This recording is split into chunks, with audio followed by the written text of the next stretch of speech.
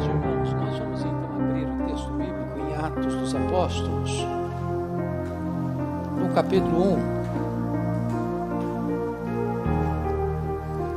1, versículo 8. Eu não vou hoje expor um texto, eu vou hoje expor um tema, então não vou me ater a um único versículo, mas cotejar vários versículos da Bíblia com vocês na abordagem deste assunto tão importante.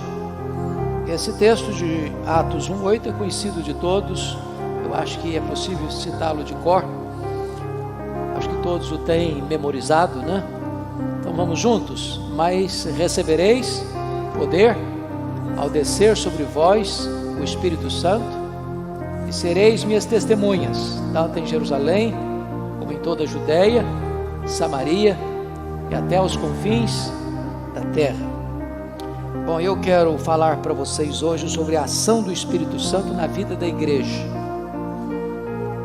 e afirmar já de início que sem a ação do Espírito Santo não haveria nenhum crente salvo sequer. Portanto, não haveria igreja. Sem o Espírito Santo, que aplica a obra do Espírito Santo em nosso coração, não haveria vida espiritual. O Pai planejou, o Filho executou, mas quem aplica a obra da redenção é o Espírito Santo. É por isso que eu gostaria agora de retroceder um pouquinho na história, para entender a importância ou a necessidade de se estudar sobre a pessoa e a obra do Espírito Santo. E eu quero começar lá do começo. Vocês conhecem o credo apostólico e nós o recitamos de vez em quando. E o credo apostólico é uma espécie de resumo, de síntese da nossa fé. Está absolutamente correto. Porém, quando você vai para o credo apostólico, você não vê a mesma ênfase dada às duas primeiras pessoas da Trindade, à terceira pessoa da Trindade. Porque o credo diz assim: creio em Deus Pai, Todo-Poderoso, Criador do céu e da terra. Fala sobre a pessoa e fala sobre a obra. Quando você vai para a segunda pessoa da Trindade, há um maior detalhamento. Creio em Jesus Cristo, seu único Filho, nosso Senhor, qual foi concebido por obra do Espírito Santo, nasceu da Virgem Maria, padeceu sob o poder de Pôncio Pilatos, foi crucificado, morto, sepultado, desceu ao Hades, ressurgiu dos mortos ao terceiro dia, subiu ao céu, está assentado à mão direita de Deus Pai Todo-Poderoso, de onde há de vir para julgar os vivos e os mortos. Há uma afirmação da pessoa e da obra. Mas quando o credo vai falar da terceira pessoa da Trindade, diz assim: creio no Espírito Santo.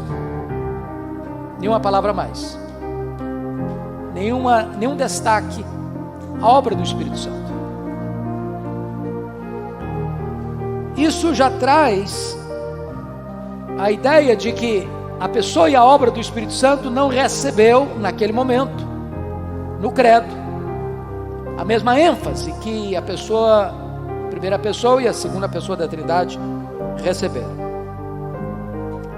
No período dos pais da igreja e durante a Idade Média, eu estou falando, portanto, dos 15 primeiros séculos de cristianismo, eu estou falando do primeiro ao 15º século, portanto 1500 anos, não houve nenhuma obra robusta ou específica sobre a pessoa e a obra do Espírito Santo.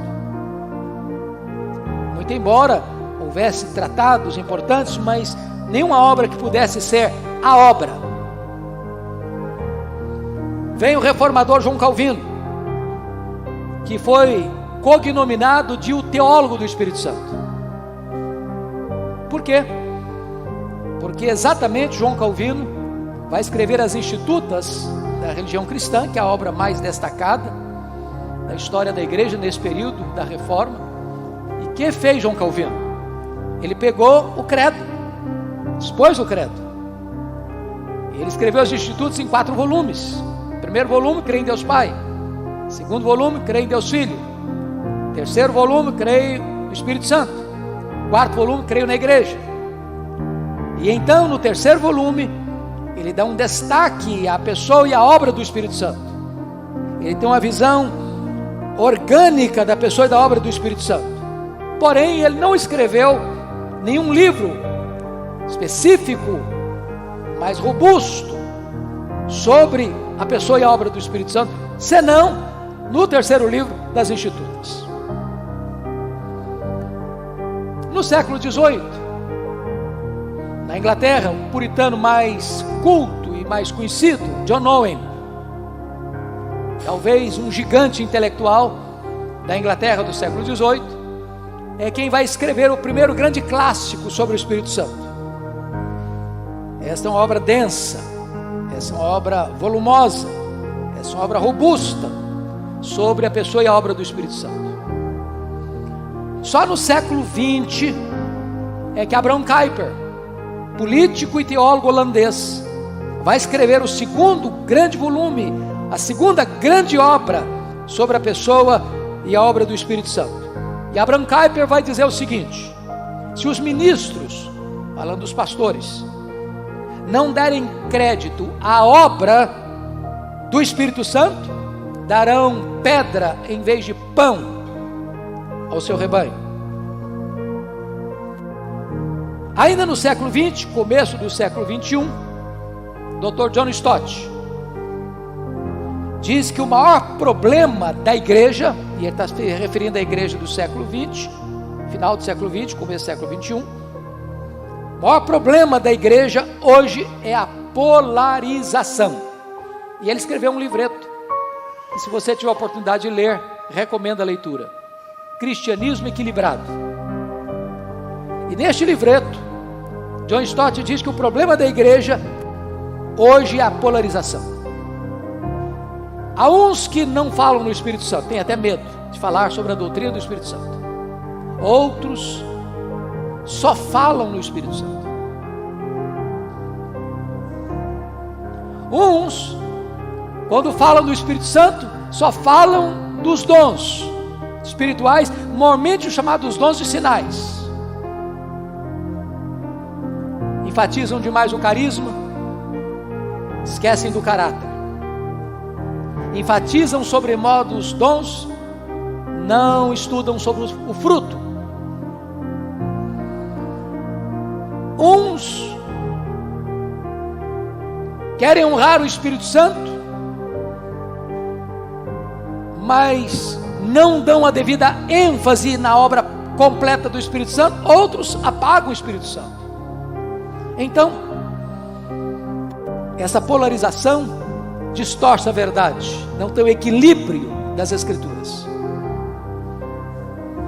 Dr. J.I. Packer, considerado o maior teólogo do século XX, disse o seguinte, no seu livro Na Dinâmica do Espírito, é outro livro que eu gostaria de recomendar aos irmãos, Na Dinâmica do Espírito, de J.I. Packer.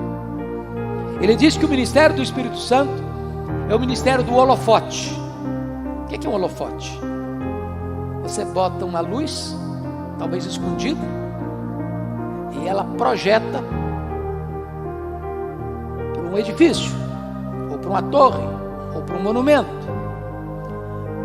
Você não quer saber onde está essa luz, porque o propósito dela não é mostrar a ela, o propósito dela é mostrar, é refletir aquilo que ela quer estar apontando.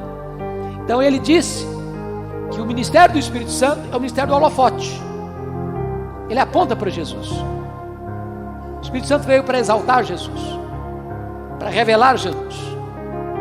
Então a mensagem do Espírito Santo não é: olhe para mim, escute-me, venha a mim, conheça-me, mas é sempre, a mensagem do Espírito Santo é essa: olhe para Jesus, veja a sua glória, ouça-o, escute as suas palavras, vá a Ele, tenha vida, conheça-o e renove o seu dom de alegria e de paz. O Espírito Santo é o Vicarius Filii Dei, é o vigário de Cristo na terra.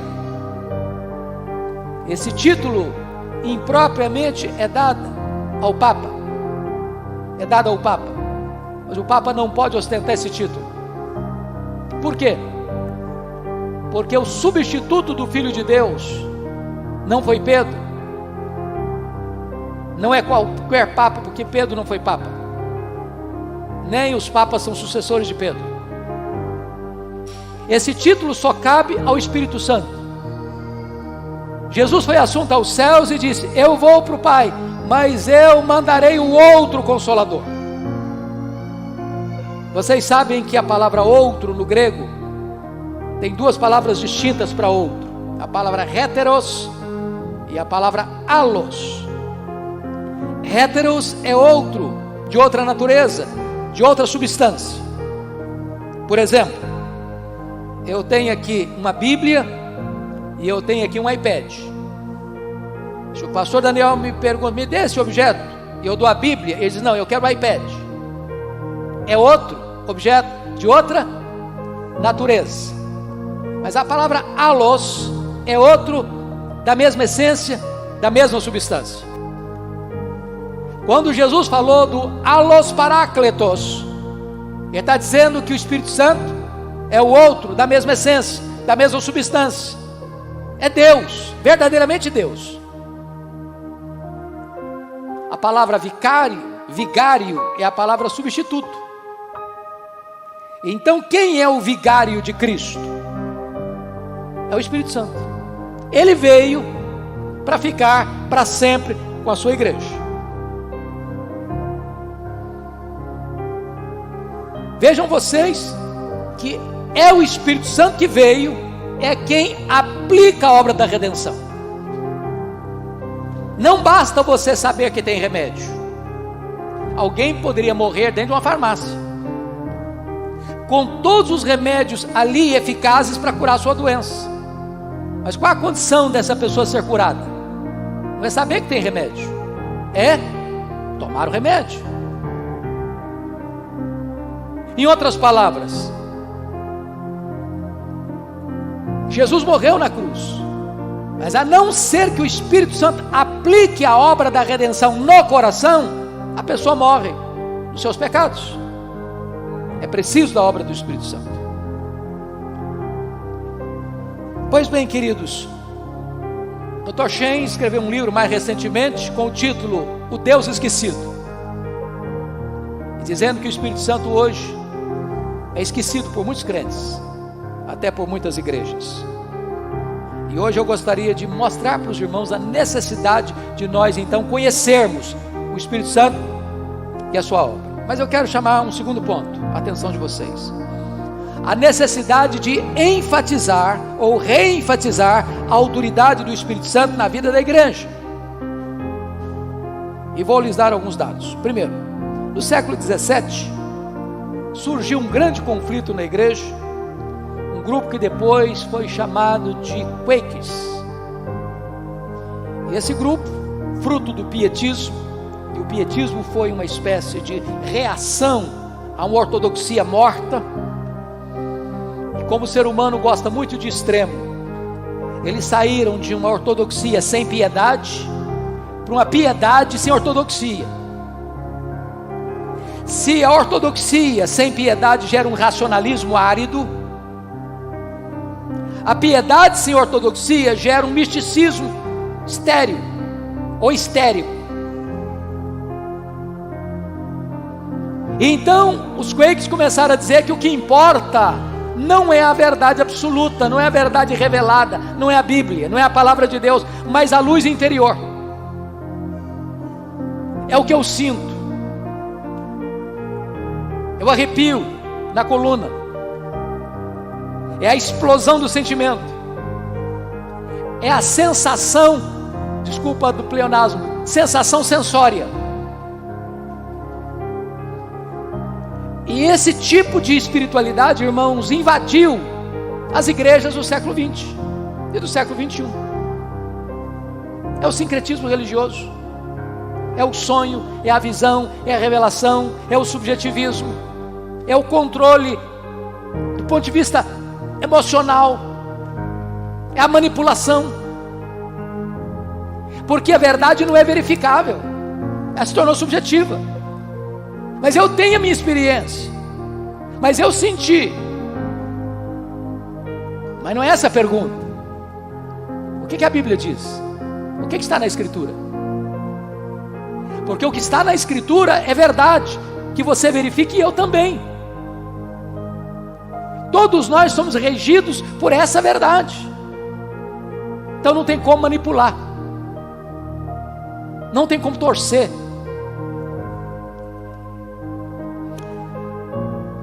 Desta maneira, as Escrituras deixaram de ser usadas por esses seguidores dos Quakers. E a Bíblia diz: o Espírito Santo dirá tudo o que tiver ouvido. João 16:13. O Espírito Santo tem compromisso em nos levar às Escrituras, nos fazer entender as Escrituras. É por isso que você e eu oramos pedindo iluminação, porque quem abre a Escritura para nós e nos faz entender a Escritura é o Espírito Santo. Ele a inspirou e Ele a ilumina. Então vamos só pegar alguns dados aqui, porque frases às vezes que a gente vai usando, às vezes sem saber o conteúdo. Oh meu Deus, inspira o pregador. Deus não inspira o pregador. Deus não inspira o pregador. Não tem pregador inspirado. Inspirado é a Bíblia. O pregador é o quê? Iluminado, para entender a inspiração. Ah, o fulano tal é inspirado. Não, desculpa, mas não é. Eu sei que quando a pessoa às vezes usa a terminologia inspirada, ele está querendo dizer iluminado. Mas como nós crentes precisamos ser esclarecidos, nós não podemos usar termos equivocados. A Bíblia é inspirada. É por isso que dom de profecia não é eu chegar, o Senhor mandou dizer isso, papá, meu servo, papá. Não, isso não é profecia. Profecia é quando eu abro a Bíblia e exponho a Bíblia. Assim diz o Senhor. E aí o pregador precisa de iluminação para entender, e quem está ouvindo precisa de iluminação para receber a Escritura que foi ensinada. Então o Espírito Santo nos leva para a Bíblia e não para fora da Bíblia. Mas há um outro extremo, irmãos. Se os Quakers cometerem esse extremo de levar você para fora da Bíblia, para o subjetivismo, o outro extremo é a negligência assintosa com a autoridade do Espírito Santo na vida da igreja. Lembra lá do Concílio de Jerusalém? Quando eles decidem uma decisão, quando eles decidem um ponto doutrinário importante, diz lá em Atos 15:28, pois pareceu bem ao Espírito Santo e a nós. Deus nos deu inteligência, capacidade de raciocinar, mas quem governa as decisões da igreja é o Espírito Santo. Por isso nós precisamos pedir sabedoria, discernimento, iluminação. Quantas vezes na prática, até nos concílios eclesiásticos, decisões são tomadas na véspera? Eleições importantes são disputadas voto a voto no computador. E depois ainda tem uma síntese de orar e dizer: agora Senhor, nos orienta. Não orienta coisa nenhuma, já está tudo decidido na véspera. Isso é uma desobediência à soberania do Espírito Santo em nos orientar. Não basta ter a doutrina na Bíblia, é preciso que ela seja vivida na prática. E nós precisamos pedir perdão pela nossa negligência à autoridade do Espírito Santo. Quais as razões dessa negligência? Se você olhar no século XIX, os grandes reavivamentos que aconteceram na história da igreja, na Inglaterra, País de Gales, Escócia, Irlanda, Estados Unidos, as pessoas eram sensíveis ao Espírito Santo. Elas não estavam preocupadas consigo, elas estavam querendo honrar o Espírito Santo. E honrar o Espírito Santo é você ler a Bíblia e dizer: Deus, eu quero obedecer, eu quero levar a sério, eu quero experimentar o que está prometido aqui. Senhor, eu preciso, abra o meu entendimento, abra os meus olhos, reveste-me da tua sabedoria, do teu poder. Mas com a negligência, com a obra do Espírito Santo, começa então no século XIX a ideia do chamado culto solene. É um termo corretíssimo. Culto é solene mesmo. Culto não é show. Culto não é para uma passarela de se desfilar, estilo de moda. Culto não é para eu me aparecer.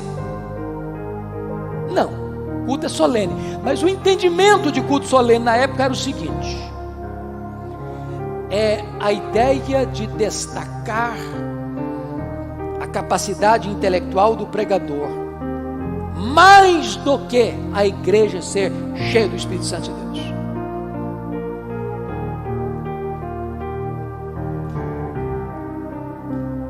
Às vezes nós pegamos a ideia de culto solene como aquele tipo de coisa que eu já fui, acho que vocês também. Se uma mosca voar, você escuta. E eu já percebi uma coisa: solenidade não tem a ver com estilo de culto. Tem hora que você chega em algum lugar, você prega, para você estar pregando para a parede. As pessoas não esboçam nenhuma reação, nem no olhar, nem no semblante. Você fica desesperado. Desesperado, tem lugar que você prega, você fica, não fica, pastor, fica desesperado, você não sabe se a pessoa, que a reação dela. Parece que ela aprendeu o seguinte: você não pode reagir, não pode chorar também não, senão você é um piegas. Você e eu somos razão, você e eu somos emoção, você e eu somos vontade. Eu gosto do Dr. Martin Lloyd Jones, considerado o maior pastor do século XX. É o seguinte: se você entendeu o que foi a cruz, seu coração quebra. Não dá para você ouvir sobre o Calvário e ficar igual a barra de gelo. Não dá. Ou você não entendeu, ou alguma coisa errada está com você. Outra coisa que surgiu no século XIX: medo de entusiasmo. A palavra entusiasmo na língua grega significa a entronização de Deus, Deus em, Deus dentro. Irmãos queridos, Deus não aceita culto cênico. Deus não tolera aquele negócio de eu vou orar, dou uma tremidazinha na voz para passar a impressão que eu sou mais espiritual. Ou Deus, eu faço algum movimento para achar que, para mostrar que eu sou mais espiritual que o outro. Isso é bobagem, isso é tolice. Deus olha o coração. Porém, nós não podemos ser cerceados da expressão do nosso ser. Quando eu leio a história do povo de Deus, até porque o israelita ele é muito emotivo, ele é muito sensório às vezes na sua expressão. Até hoje você vai a Israel, o povo vai para a rua para brincar e dançar. Não é dança sensual não, faz parte da cultura deles, da celebração deles. Então, não censure o seu irmão num culto, numa adoração a Deus, se ele expressa algo que você não sabe expressar ou não gosta de expressar.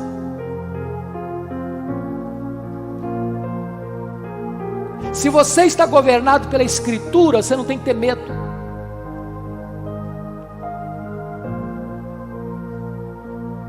J. Packer, que é um teólogo reformado, disse que não tem nada mais solene do que um cadáver, um terno azul marinho, com gravata de bolas brancas, cheio de flores.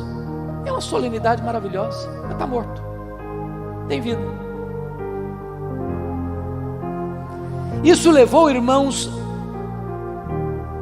há o medo do Espírito Santo. No século XX, por quê? Porque surgiu o movimento, em 1906, o movimento pentecostal. Na década de 60 surgiu o movimento neopentecostal, com alguns desvios, e agora mais no neo, com muitos desvios. E muitos, até com seus devidas razões, com medo de um crente reformado tornar-se um pentecostal. E o Dr. Otto Guanais Dourado, que foi um exímio professor do seminário de Recife, diz que muitas vezes, a título de sermos antipentecostais, tornamos-nos muitas vezes anti-espirituais ou até anti-Espírito Santo. Quando eu fiz seminário, 1978, 81, estava um momento tenso na denominação. E quando a gente ia para uma reunião de oração, alguém ficava, olha gente, de olho, medo. E aí a gente foi ficando assim um pouco meio quadradinho, com medo. Eu não tenho que ter medo do Espírito Santo, eu não tenho que ter medo da Bíblia. Desta maneira, nós precisamos com isso entender a necessidade de buscar essa autoridade do Espírito Santo na nossa vida. Vou lhes dar 2 exemplos. O primeiro deles, 1 Reis 17, 24. Eu confesso a vocês que eu até hoje tremo os meus joelhos quando eu leio esse texto, porque a viúva de Sarepta chorava pela morte do seu filho único, e Elias ora para Deus ressuscitar aquele menino, e Deus ressuscita o menino, e Elias traz o menino vivo para a mãe, e ela diz assim para ele: agora eu sei que tu és homem de Deus, e que a palavra do Senhor na tua boca é verdade.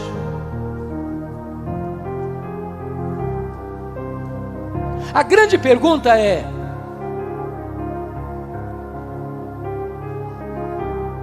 sempre que eu abro a boca, eu sou boca de Deus?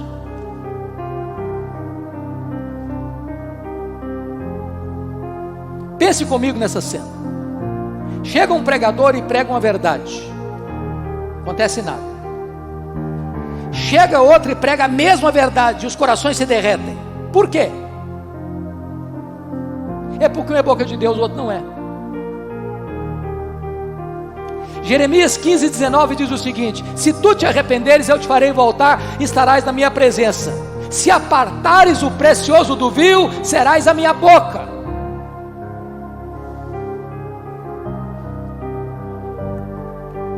Irmãos, nós precisamos do poder do Espírito Santo, porque o apóstolo Paulo diz que a pregação não consiste em sabedoria, mas em demonstração de poder e do Espírito.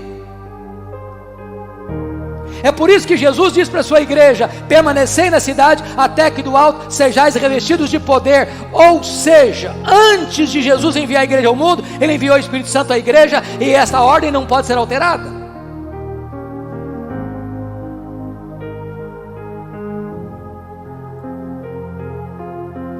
Eu posso demonstrar a cultura mais elevada e pregar com a eloquência dos anjos. Se o Espírito Santo não agir, não tem o quê? Vida. Tem vida. Eu dependo do Espírito Santo. Deixa eu lhes dar o segundo exemplo. Pensa comigo em Eliseu. A mulher de Sunem vai a Eliseu aflita porque o filho dela acaba de morrer. O Eliseu percebe a situação e já manda o seu servo Geazi, fala: corre Geazi, corre, não fala com ninguém na estrada, corre, bota o bordão no rosto do menino morto. Geazi correu, botou o bordão no rosto do menino morto. O que aconteceu com o menino? Botou morto. O problema não era o bordão, o problema era quem carregava o bordão.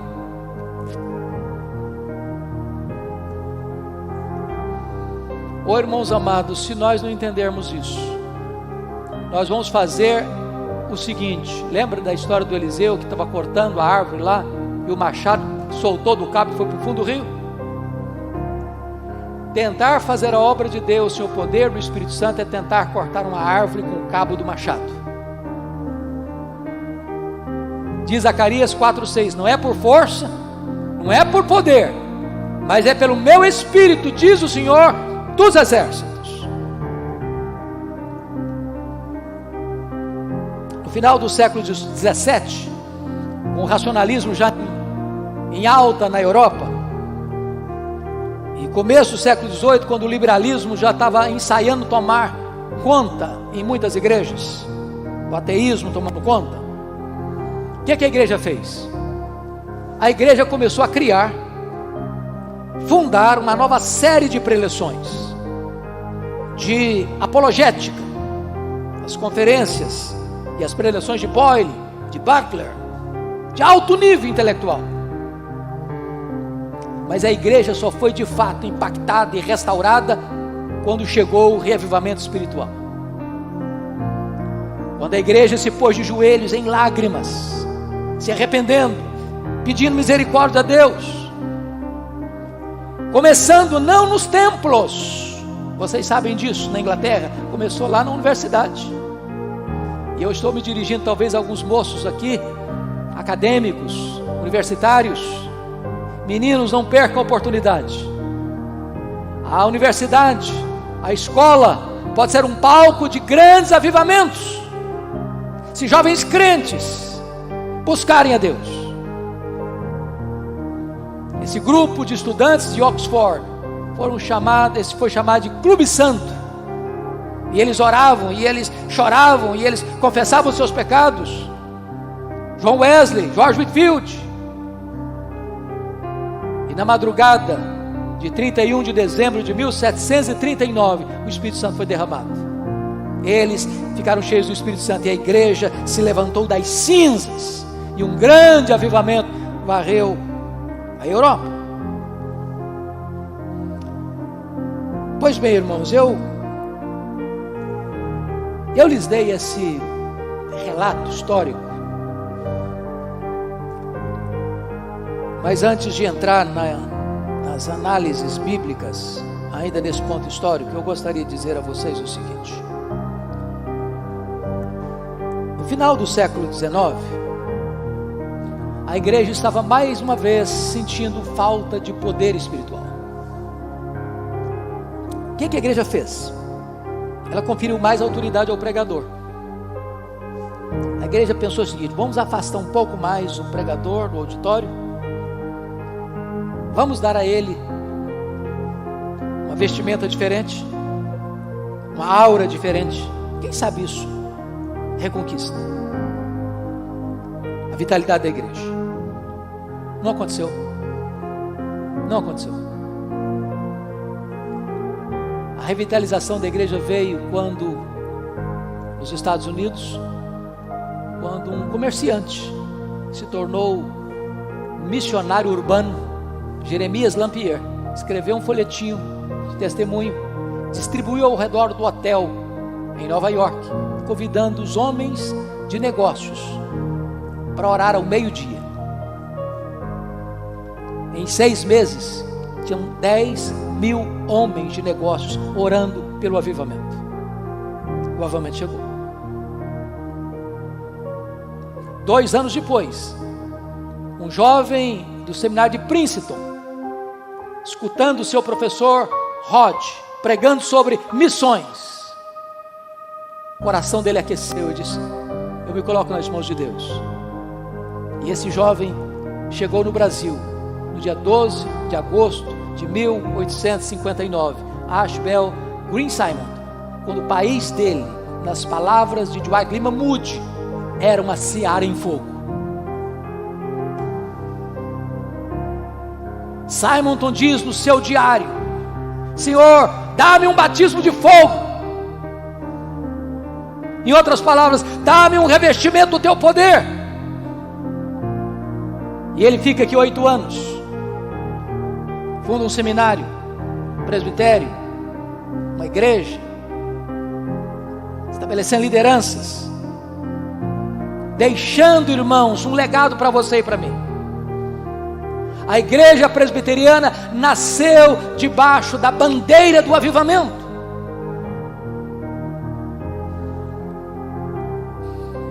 Como é que nós vamos alcançar as multidões hoje, irmãos? Temos estratégias, elas são boas. Deus nos deu inteligência. Devemos usar os melhores métodos, as melhores estratégias. Mas vamos entender uma coisa. Aquilo que um metodista piedoso do século XIX, E.M. Bounds, entendeu: Deus não unge métodos, Deus unge homens. Nós estamos à procura de melhores métodos e Deus está à procura de melhores homens, homens cheios do Espírito Santo. Então, agora eu quero tratar com vocês sobre a necessidade de conhecer o ministério do Espírito Santo na vida da igreja. Primeira coisa que me chama a atenção, João 16:9, o Espírito Santo é quem convence de pecado. Você acha que hoje o povo de Deus tem um profundo senso disso, de convicção de pecado? Você acha que as pessoas estão chorando hoje por causa dos seus pecados? Você acha que as pessoas são sensíveis hoje a isso? Qual a sensação que você tem? Qual a sua percepção? Irmãos, nós estamos vivendo uma época de secularização.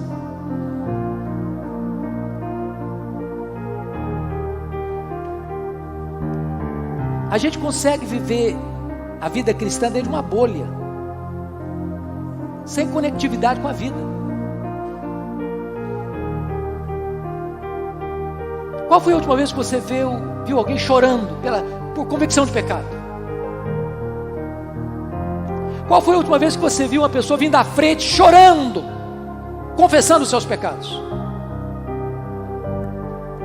Qual foi a última vez que você viu uma reação à pregação, como aconteceu no Pentecoste? O sermão não tinha terminado ainda e o povo clamando: o que faremos diante disso?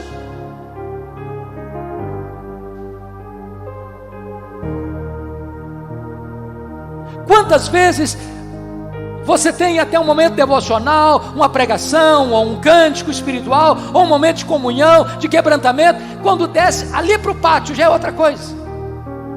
O papo é outro, a conversa é outra, Deus ficou lá dentro do templo.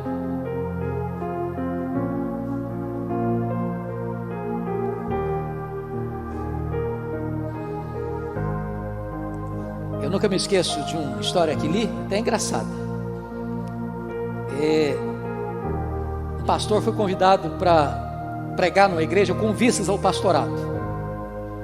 E era muito comum isso, até bem recentemente. O cara pregava 3, 4, 5 dias seguidos, porque às vezes o cara tem um sermão batuta. Eu já vi muita coisa acontecer assim: o cara chega e prega aquele sermão arrebatado. Esse é o cara. Eu só tinha aquele sermão também. Depois o povo se decepciona. Aí o cara chegou para pregar, ele está indo no corredor, alguém puxa o paletó dele e falou: olha, não fala sobre jogo, o povo gosta de uma apostazinha aqui, então o senhor não trata desse assunto. Andou mais um pouquinho, outro puxou o paletó e falou: bebida o senhor não pode falar, porque tem algum povo chegado na bebida aqui, então o senhor não trata desse assunto não. Aí andou mais um pouquinho e falou: o senhor não trata de negócio de domingo aqui não, que o povo gosta de ir para a praia, e domingo de manhã não funciona. Ele ficou desesperado. Subiu o público e falou: meus irmãos, eu estou encrencado. Você quer que eu pregar? Não posso falar disso, não posso falar daquilo, não posso falar daquilo outro. Aí levantou um gato lá no fundo e falou: prega sobre os judeus, não tem nenhum aqui não, pode falar à vontade, não tem nenhum aqui. Eu conheço igrejas, irmãos, que não se fala mais sobre pecado.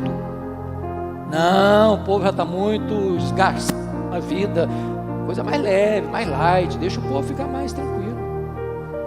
E a gente começa a pregar um sermão politicamente correto. Nós tínhamos que ser como aquele jovem lá do país de Gales, Evan Roberts, que experimentou um grande avivamento, e ele dizia: meu Deus, dobra a minha vida, oh meu Deus, dobra a minha vida. Convicção de pecado, irmãos.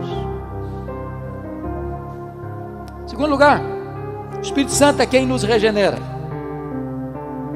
Se alguém não nascer da água e do Espírito, não pode entrar no reino de Deus.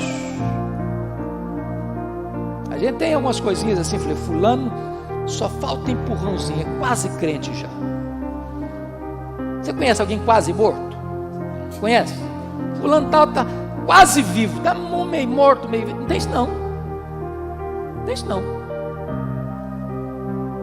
Tem esse negócio de fulano é amigo do Evangelho. Está morto. Para ser salvo tem que nascer o quê? De novo. Tem que ressuscitar. Ninguém, irmãos, nós poderíamos juntar todos nós aqui com o nosso conhecimento, com a nossa eloquência, com a nossa metodologia, e nós não produziríamos um convertido sequer, um sequer. Só o Espírito Santo tem esse poder, tem esta competência, só Ele pode regenerar. Só Ele. O que é maravilhoso é que Ele é livre. O vento sopra onde quer. Eu acho isso fantástico, irmãos, porque o Espírito Santo sopra onde eu acho que eu jamais sopraria. Ele deixa de soprar onde eu acho que ele devia soprar. Você conhece aquela pessoa que diz, isso aqui, ó, caso perdido, você tem mais rede não.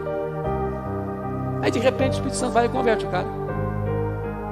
Levanta a pessoa. Quem podia imaginar que Saulo de Tarso seria convertido? Quem podia imaginar?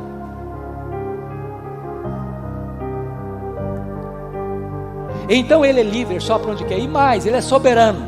Ninguém dá agenda para ele, é ele quem faz. Ele só para onde quer. Nós não somos donos da agenda do Espírito Santo. É por isso que tem algumas igrejas que, por imaturidade ou desconhecimento, botam uma placa na porta da igreja: hoje tem milagres. Ué, mas o Espírito Santo já transferiu a agenda dele para nós? Agora nós somos donos da agenda do Espírito Santo? Quem faz é Ele. E Ele faz quando Ele quer, com quem Ele quer. Ele é livre e soberano.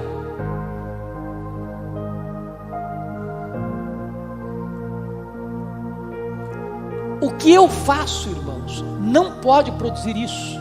João Batista entendeu isso. Eu batizo com água, mas aquele que vem depois de mim é mais poderoso do que eu. Ele vos batizará com o Espírito Santo e com fogo. Em outras palavras, eu, pastor, você, pregador, leigo, você pode pregar e com vigor, mas você não tem o poder de aplicar a mensagem no coração da pessoa. Só o Espírito Santo tem. Os pastores podem subir ali e batizar uma pessoa, mas nenhum pastor tem o poder de tornar aquele batismo com água efetivo. O pastor pode celebrar a ceia e distribuir os elementos, mas não pode ter poder para que aqueles elementos, os símbolos do corpo e do sangue de Cristo, sejam eficazes no coração da pessoa. Só o Espírito Santo pode fazer essa aplicação. Que é nascido da carne? Carne. O que eu faço não produz essa vida, a não ser que o Espírito Santo opere. Terceiro lugar, é o Espírito Santo quem santifica. Irmãos amados, e o Espírito Santo usa instrumentos para nos santificar. Santifica-os na palavra. João 17:17, a tua palavra é a verdade.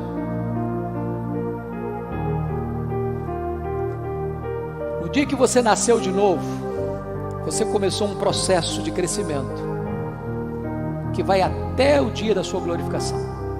Chama-se isso de santificação. Você é regenerado uma única vez. Você é justificado uma única vez, mas você é santificado ao longo da sua vida cristã. Nenhum de nós aqui já atingiu a plenitude do varão perfeito. Estamos a caminho. É progressivo. O Espírito Santo, segundo Coríntios 3:18, está nos transformando de glória em glória na imagem de Cristo. Aliás, Deus nos predestinou para isso, para sermos conformes à imagem do seu Filho. Então, está doendo? É porque está trabalhando, está cortando arestas na sua vida. Ele quem santifica. E bendito seja Deus, porque não desiste de nós, né, irmãos? Bendito seja Deus, que nós damos trabalho demais. Mas damos muito trabalho. Tem algo que você não fica chateado com você mesmo, não? Ô Senhor, eu sou ruim demais. Eu fico apavorado quando eu vejo gente soberba, nariz empinadinho, queixo para cima, peito estufado igual pavão. Porque a pessoa soberba, ela demonstra duas coisas. Primeiro, ela demonstra que não conhece a Deus. Quem pode estar na presença do Deus Todo-Poderoso de peito estufado? Só um louco, só um louco, só uma pessoa sem juízo. Quem é a pessoa que de fato se conhece e consegue ficar com o nariz empinado? A Bíblia diz que Deus conhece a nossa estrutura e sabe que somos o quê? Pó. O apóstolo Paulo diz: miserável homem que eu sou. Sou o maior dos pecadores, o menor dos santos. Se você honestamente olhar para dentro de você e bater palmas para você, pode levar você para fazer um tratamento sério, porque você não está bem da cabeça.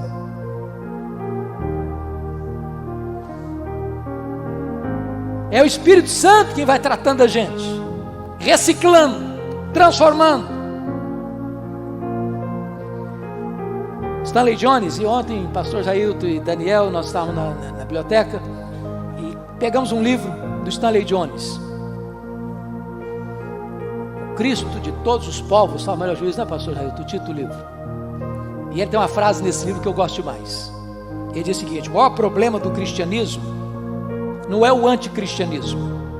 O maior problema do cristianismo é o subcristianismo. É o que nós poderíamos chamar, entre aspas, de cristão mundano. Aquele cara que é crente, mas meia boca, não leva Deus a sério. A vida dele contradiz a profissão de fé dele. Mas ainda, irmãos, o Espírito Santo é quem transforma o nosso corpo em santuário do Espírito Santo. Irmãos, isso aqui deveria nos levar assim a uma alegria indizível, cheia de glória, como diz Pedro. Pense nesse aspecto. Por exemplo, você e eu, quem é crente aqui desde o berço, desde criança? Alguém? Levanta a mão só para eu saber. Louvado seja Deus. Você aprendeu desde criança que na casa de Deus ele tem que ter o quê? Respeito. Tem coisas que você fala lá fora, na praia, no campo de futebol, até dentro da sua casa, você não tem coragem de falar aqui dentro. Por quê? Porque você respeita esse lugar como o quê? Casa de Deus. Deve respeitar mesmo. Deve respeitar mesmo. Porém, a Bíblia diz que Deus não habita em santuários feitos por mãos humanas. Se você olhar a progressão da revelação divina, começa lá em Êxodo 25:8. Me farão um santuário para que eu possa habitar no meio deles. Toda a fabricação do santuário retrata uma verdade gloriosa. Por quê? Porque a madeira que foi escolhida foi a acácia, madeira torta e cheia de nós e dura. Nenhum marceneiro gostaria de trabalhar com essa madeira. Mas para construir tem que cortar a árvore. Para você ser habitação de Deus, a primeira coisa é tem que seccionar suas raízes. Você tem que morrer. Se você não morrer, não pode ser habitação de Deus. Morrer para esse mundo. Depois tem que serrar as tábuas iguais. Não tem desse negócio de eu achar que eu sou melhor que você. Iguais. Depois tem que fazer um engaste nas tábuas. Sabe por quê? Porque querendo ou não, eu estou aliançado com você. Você pode até não gostar de mim, mas você vai ter que viver comigo. Porque nós vamos morar junto no céu. Então, ó, agarradinho. Depois, as tábuas têm que ser colocadas de pé e não deitadas. Porque crente tem que estar em posição de ação. Depois, as tábuas vão ser colocadas em bases de prata. Sabe por quê? porque tábuas não podem estar coladas no deserto, porque o deserto é símbolo do mundo, e prata fala da redenção. Entre você e o mundo tem a cruz de Cristo. Depois, as tábuas vão ser cobertas todas de ouro. Sabe por quê? Porque ouro fala da glória de Deus. Quando Deus vê você, não vê tábua de acácia mais, Ele vê ouro. Ele não vê mais você como pecador, pecadora. Ele vê a justiça de Cristo cobrindo você. Depois, dentro desse santuário, tem objetos. Tem o altar de bronze, que fala da cruz. Tem a bacia para lavar, que fala da santificação. E aí você entra dentro do santuário. E lá tem o altar de incenso. E lá tem a mesa dos pães da proposição. E lá tem o candelabro. E então o que acontece? Você ora. Você se alimenta da palavra. E você brilha. Dá testemunho. E depois tem o Santo dos Santos. E lá tem o que? A Arca da Aliança. Feita de acácia. Toda coberta de ouro. A Arca da Aliança fala de Jesus. E vocês dizem, mas Jesus é Deus, como é que Ele é madeira de acácia? Símbolo da nossa natureza pecaminosa. Porque Ele foi feito pecado por nós. Mas esse santuário era símbolo de quem? Do próprio Jesus. Na plenitude dos tempos Ele veio. De que maneira Ele veio? Habitar entre nós. Aí Ele voltou para o céu. E aí Ele derramou o Espírito Santo. E o Espírito Santo mora onde hoje? Dentro de nós. Sabe qual é o verdadeiro templo, a habitação de Deus? É você. Mas a palavra santuário que aparece lá em 1 Coríntios 6,19 não é santuário. É a palavra santo dos santos, onde a glória de Deus se manifesta. Isso deveria levar-nos a temer e tremer. Onde você vai, a presença de Deus vai junto. Mas eu quero concluir. Tem tanta coisa, não dá para falar tudo num dia só. Eu gostaria só de destacar agora o último ponto. Deixa os outros para uma outra oportunidade. O Espírito Santo é aquele que nos dá poder. Recebereis poder ao descer sobre vós o Espírito Santo. Jesus, sendo o homem perfeito, não abriu mão do poder. Ele recebeu o poder no seu batismo, o Espírito Santo desceu sobre ele. Ele foi do batismo para o deserto, cheio do Espírito Santo. Ele saiu do deserto, onde venceu o diabo, e foi para Galiléia, para Nazaré, pegou o livro da lei, pegou o livro do profeta Isaías, e leu: o Espírito do Senhor Deus está sobre mim, e me ungiu para pregar, para libertar, para curar. E ele realizou toda a obra do ministério dele, no poder do Espírito Santo, libertando os oprimidos do diabo. Os cegos viram, os surdos ouviram, os mudos falaram, os coxos andaram, os mortos ressuscitaram. E ele não abriu mão desse poder. E prometeu esse poder para a igreja. Mas recebereis poder ao descer sobre vós o Espírito Santo. E o Espírito Santo foi derramado. E esse poder veio sobre a igreja. E agora eu chamo a atenção dos irmãos para um ponto mas muito importante. Leia Atos, por favor, leia Atos.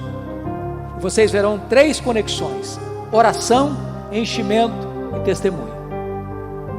A igreja ora, a igreja é revestida com poder, e uma igreja cheia do Espírito Santo prega, prega, prega, prega.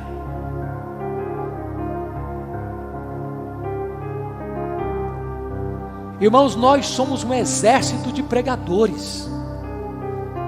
Nós somos sacerdócio real. A pregação não se restringe ao púlpito da igreja. A igreja vem para cá para adorar a Deus, para se abastecer da palavra, e a igreja está na família, no bairro, na escola, na empresa, na indústria, no comércio, no campo, e ela prega no poder do Espírito Santo. E se nós fôssemos observar de verdade o livro de Atos, a igreja do Senhor se multiplica. Isso não é só para o passado, é para hoje, porque a promessa é essa. Esta promessa não é apenas para vós, não é para os vossos filhos, para aqueles que estão longe, para quantos o Senhor nosso Deus chamar, é para você e para mim. Isso é revolucionário. Se nós começarmos a estudar a pessoa e a obra do Espírito Santo. Que Deus nos ajude, que Deus nos inflame o coração. Vamos ficar em pé. Vou pedir o pastor Jailton para vir orar por nós, encerrando então a nossa escola bíblica dominical.